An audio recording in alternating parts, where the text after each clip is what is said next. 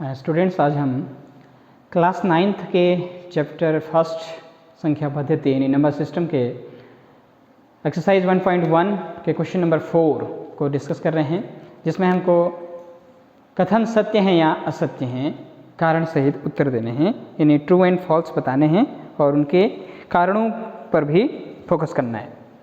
Students, सबसे first question इसमें हमको दिया गया है कि प्रत्येक प्राकृत संख्या एक पूर्ण संख्या होती है। प्राकृत मीन्स नेचुरल नंबर, जिनको हम प्राकृतिक संख्याएं भी कहते हैं, वो एक पूर्ण संख्या होती है।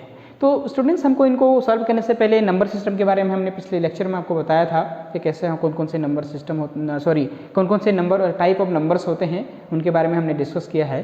तो उनको समझना बहुत ज़रूरी है पहले तो कि प्राकृतिक संख्याएँ होती क्या हैं और पूर्ण संख्याएँ होती क्या हैं। तो ये कह रहा है कि प्रत्येक प्राकृतिक संख्या एक पूर्ण संख्या है। तो प्राकृतिक संख्या आप जानते हैं 1 2 3 4 1 से स्टार्ट होती हैं और जो पूर्ण संख्याएं हैं वो 0 1 2 3 4 होती हैं। तो हम देखेंगे कि ये प्राकृतिक संख्याएं पूर्ण संख्या के अंदर आती हैं, तो ये कथन सत्य है, क्योंकि प्राकृतिक संख्याओं का जो संग्रह है 1 2 3 4 है, वो पूर्ण संख्याओं के संग्रह 0 1 2 3 4 में समाहित हैं। ये देखिए 1 2 3 4 है, तो ये 1 2 3 4 इसमें भी हैं। ये तो 0 से स्टार्ट हो जाती है पूर्ण संख्याएं। तो हम कह सकते हैं कि प्रत्येक प्राकृतिक संख्या एक पूर्ण संख्या होती है। लेकिन इसका वाइस वर्सा पूछा जाए हमसे कि प्रत्येक पूर्ण संख्या एक प्राकृतिक संख्या होती है, वो रॉन्ग, क्योंकि प्रत्येक में क्या होगा, हमारा 0 भी आ जाएगा। तो 0 क्योंकि पूर्ण संख्या है और प्राकृतिक संख्या नहीं है। तो इसको समझने पड़ेगा आपको ध्यान से। सेकंड क्वेश्चन इसमें प्रत्येक पूर्णांक एक पूर्ण संख्या होती है। अब पूर्णांक क्या होते हैं, हमारे इंटीजर्स क्या होते हैं, पॉजिटिव और नेगेटिव नंबर्स और 0 वो सब पूर्णांक कहलाते हैं।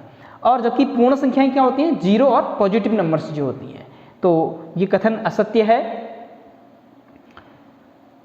क्योंकि पूर्णांक धनात्मक एवं ऋणात्मक दोनों होते हैं, अभी हमने बताया था। जबकि जो पूर्ण संख्याएं होती हैं वो केवल धनात्मक होते हैं, यानी 0 और पॉजिटिव नंबर्स मिलाकर के पूर्णांक बनाते हैं, और जबकि 0 और नेगेटिव और पॉजिटिव नंबर्स मिलकर के पूर्णांक बनाते हैं। तो ये कथन असत्य है। अगर हमसे उसका उल्टा पूछा जाए कि प्रत्येक पूर्ण संख्या एक पूर्णांक संख्या है, तब वो सही होगा।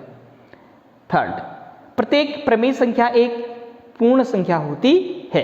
तो हमने पढ़ा है प्रमेय संख्या की परिभाषा में कि वो जिसको हम P/Q के फॉर्म में लिख सकते हैं, वो प्रमेय संख्या कहलाती है। तो पूर्ण संख्याएं, प्रत्येक प्रमेय संख्या एक पूर्ण संख्या है।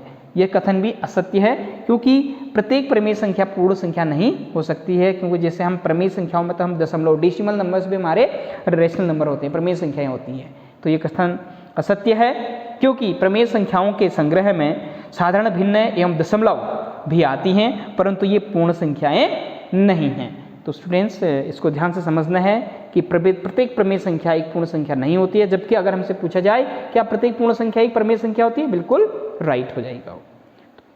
टाइप ऑफ नंबर्स को ध्यान से देखिएगा तो ये ट्रू फॉल्स अपने आप ही बनने शुरू हो जाएंगे।